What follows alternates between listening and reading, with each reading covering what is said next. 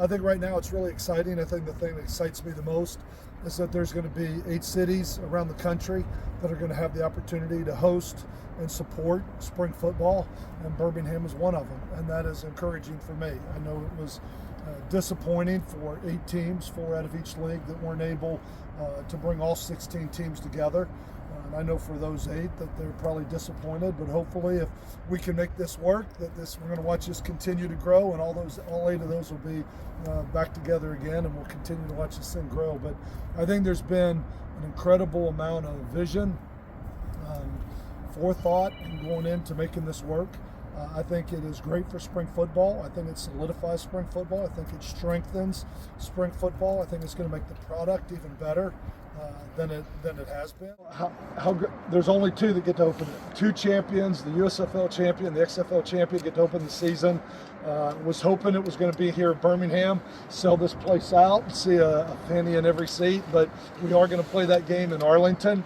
But I think it's going to be exciting. I mean, there's been a lot of, not only it's going to be the kickoff and the merger of the UFL, but there's been a lot of debate and argument, what was the better league? Well, I think the USFL was better. I think the XFL was better. Well, we're going to have an opportunity to go head-to-head to start this thing out and to kick it off, and really excited about it. That game will be in Arlington, which, like I said, disappoints me a little bit, but we're going to have the opportunity to come back here hopefully week 2 or week 3. The dispersal of 4 teams. Each team, we had a roster of 67, and we had to cut down to 42. So we had to unprotect almost 25 players and put them out there, which was hard to do because there's some really good players and some people that have been part of 2 championships. And I felt like we were really strengthening the job Zach Potter did in free agency in the offseason. We were really improving our roster and getting better. But then we had to cut to 42.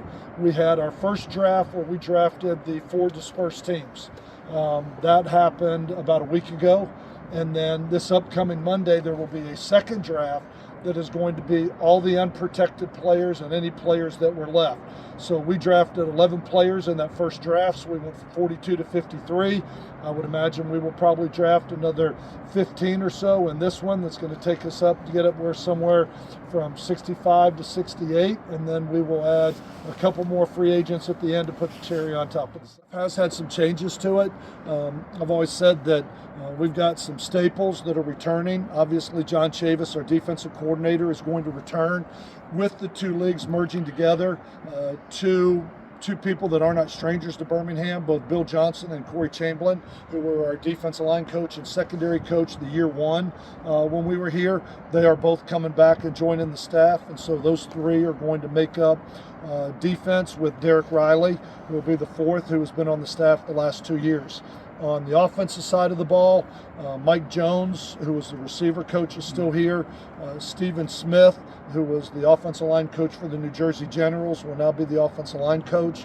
And then Chris Bonio will still be the special teams coordinator. So there's some new faces in there. I felt like it was important with us going in. Half the teams we play are coming from the XFL that I have no knowledge of, have never played, never gone against.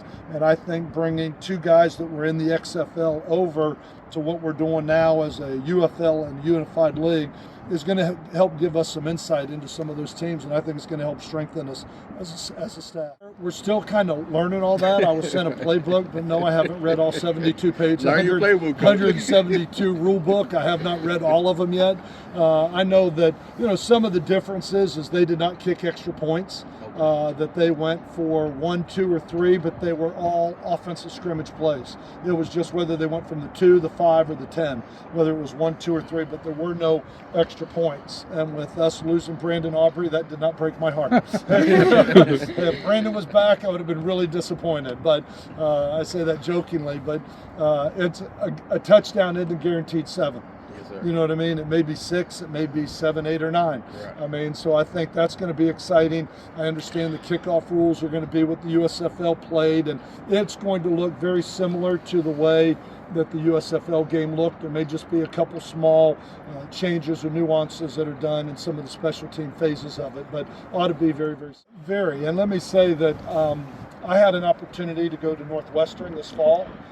One of the things when we first started negotiations was that to be a permanent position, and immediately I'm out. No, I have a job in February that I am I'm not going to miss. I want to be back. This is where I want to be. I have had probably as much fun coaching in 35 years as I ever have coaching in Birmingham the last 2 years with the Stallions, with the relationships with the players, the community, the fan base. It has just been a very rewarding experience for me. So once we got past the year-long contract to put this into a season situation, they had hired an interim head coach, and I went up as an assistant head coach off the field to have an opportunity to maybe help an interim head coach in a program that was going through a very hard time with some hazing allegations and everything that were on it. And I went up there with a team that had gone 1-11 the year before, had a ceiling of 1.5 games, I think Vegas gave us to win this year, and to win 8 and to go to the bowl game and to beat Utah in the bowl game.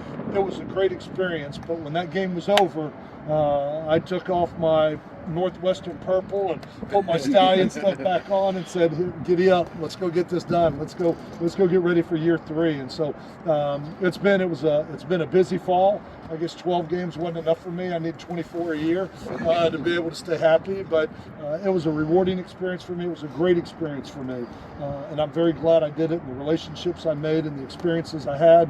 But I'm really excited to have the opportunity to get back here and have an opportunity to get into year 3 of the USFL, but year 1 of the USFL. It's some very, very talented players. When you talk about dispersing 4 teams, there's 200 players in that draft. And some of the better players in the USFL. We added a linebacker, Orr, who was one of the leading tacklers in the league. We added 2 of the top defensive ends that were pass rushers. We added 4 in the secondary. So when you start to look at it defensively, we added 7 players on defense, and we felt like we didn't play as good a defense year 2 as we did year 1, and felt like this is really going to help bolster our football team by adding these guys on defense. We went for beef on the offensive line. We signed the offensive line coach from the New Jersey Generals. There were 2 players there that he felt could really help us with their size, athleticism, girth that could help strengthen our offensive line. And then we signed a kicker. Obviously, I mentioned with Brandon Aubrey. I tried to convince the Dallas Cowboys that he could come kick for us. We wouldn't let him get hurt. We'd let him kick and run off the field, but they didn't go for that. They weren't too excited about that. So we drafted a kicker in Blewett who had a 59-yard field goal in a game last year. Very strong and very powerful leg, and especially with the kickoffs from the 20-yard line, felt like that was really important to not only help bolster our defense with those 7 defensive guys that we took, but also to help for their starting field position by being able to cut touchbacks from the 20-yard line. Lost a number of players to the NFL, and ultimately, I'm excited for those guys. That's why we do what we do, because we want those guys. That's why they're here, is to get that opportunity. And so we celebrate them, we cheer for them. It's one of those things. I've watched Brandon Aubrey, Khalil Davis. I'm watching all these guys having great years in the NFL. And then I turn off the TV and say, oh my gosh, now we got to replace him. You know what I mean? Now we got to find another guy out there. And that's where Zach Potter, who has done an unbelievable job, and he is just a little bulldog and relentless in chasing these free agents around and identifying them. And he's done a great job. And so I'm excited. We've lost a lot of good players. We're adding a lot of good players, but I think we still have a really good nucleus coming. And saying that, let me say we need everybody. This year we're only going to be in Birmingham for probably 5 home games. With us playing 10 games, I would imagine we'll play 5 on the road and play 5 here at home. We will train, we'll practice in Dallas. We'll get on a plane on Friday, fly to Birmingham, and have the opportunity to treat these as home games. But when you look at this new league, the one thing that the XFL did an excellent job of is some of those cities, they did a great job of really supporting those programs. There are programs or teams that were averaging 50,000 fans. And we want to make this the one place that everybody in the country says Birmingham. We don't want to go there because they have a distinct home field advantage because of the way this community comes out and supports this football team. And so I'm really excited about having the opportunity to come back, to represent this city, and to have the opportunity to come back and play for us our 3rd year here in Protective Stadium, but the first for the UFL. And I think it's history we're all having the opportunity to make, and Birmingham has an opportunity to be one of those 8 cities around the country that has the opportunity to represent spring. But for us right now, I think there's a need for spring football, and I think for 2 reasons. I think it is one of the most popular sports in the country right now. And to be able to have football year-round for people to support, to watch, to cheer for, to experience, but I also think there's a need for it because these young men are getting opportunities that wouldn't be here if it wasn't here. There are going to be 8 teams, and so you're going to have a bunch of players that are going to have this opportunity to get on the field and showcase their talents. We're talking about Watkins and Davion Davis and all the guys that had the opportunity to come out here and play last year. They're on NFL rosters right now. They're playing in the NFL. Brandon Aubrey was sitting at home at a desk job, you know what I mean? And now he has a chance. He was, I think the second longest streak for field goals made in a season in the NFL, and he never would have had that opportunity. So I think right now for Spring League, we are what we are.